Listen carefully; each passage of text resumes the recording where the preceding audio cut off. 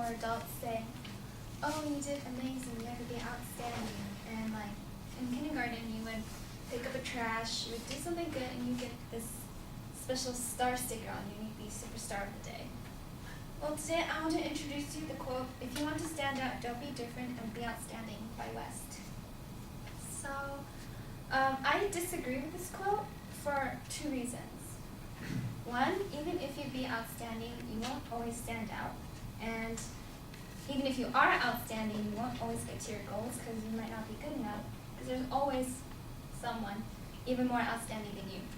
My second reason would be that if you're not different, how else are you supposed to stand out?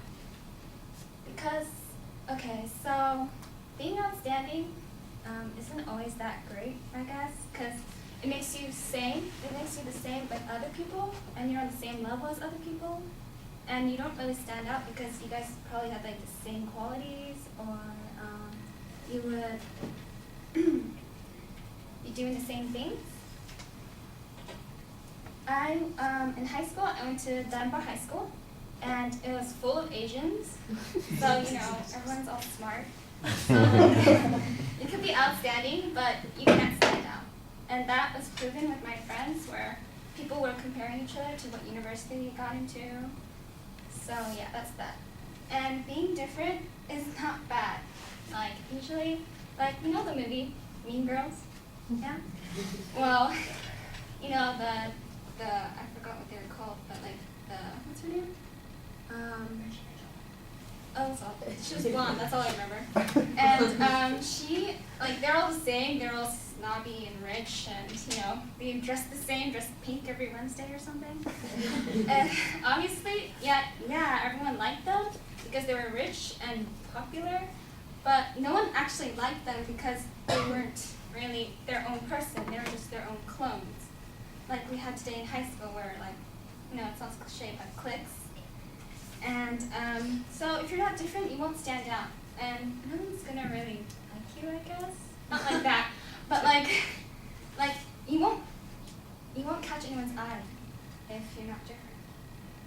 So today I reviewed that if you're not different, you won't stand out, and if you're still outstanding, you're not gonna even if you're outstanding, you won't reach your goals. Thank you.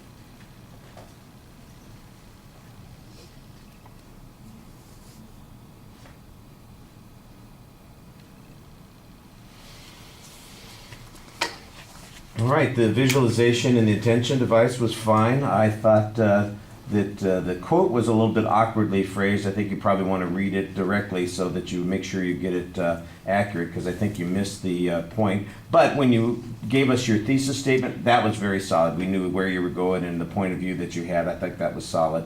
There's an okay preview. I think that you lost the structure during the speech, and you had a good example that you developed, and that's kind of what you talked about, and then that was as far as you got. I'm going, well, where's the other stuff that you were going to be talking about?